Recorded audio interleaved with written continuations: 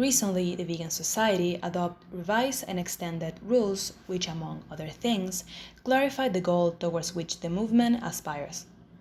The Society's object and meaning of the word veganism have, until now, been matters of inference and personal predilection, are now defined as follows. The object of the Society shall be to end the exploitation of animals by men, and the word veganism shall mean the doctrine that men should live without exploiting animals. The Society pledges itself in pursuance of its object, to seek the end the use of animals by man for food, commodities, work, hunting, vivisection, and all other uses involving exploitation of animal life by men.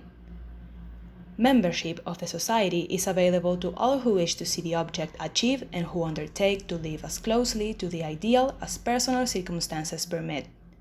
An associate makes no promise as to behavior, but declares himself in agreement with the object. The door is thus widely opened, and the Society welcomes all who feel able to support it. Direction and management of the Society's work, however, rests with the members. The effect of this development is to make veganism unique among movements concerned with animal welfare, for it has crystallized as a whole and not, as are all other such movements, as an abstraction.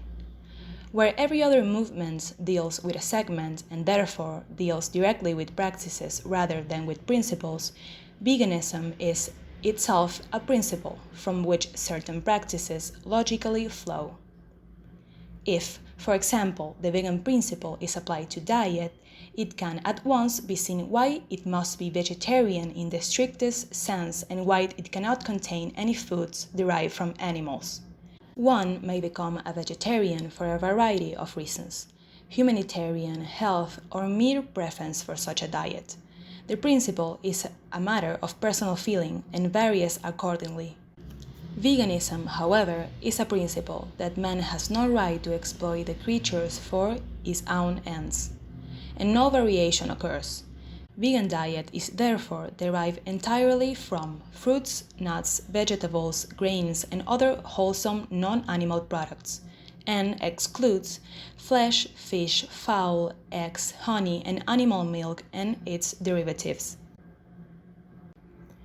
In a vegan world, the creatures will be reintegrated within the balance and sanity of nature as she is in herself.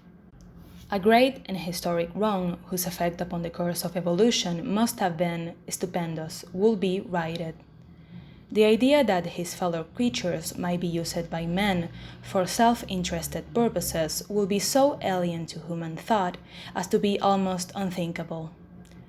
In this light, veganism is not so much welfare as liberation, for the creatures and for the mind and heart of a man, not so much an effort to make the present relationship bearable, as an uncompromising recognition that because it is in the main one of master and slave, it has to be abolished before something better and finer can be built. Veganism is in truth an affirmation that where love is, exploitation vanishes. It possesses historical continuity with the movement that set free the human slaves. Where it puts into effect every basic wrong done to animals by men will automatically disappear. At its heart is the healing power of compassion, the highest expression of love which man is capable. For it is a giving without hope of a getting, and yet, because he will free himself from many of the demands made by his own lower nature, the benefit to man himself will be incalculable.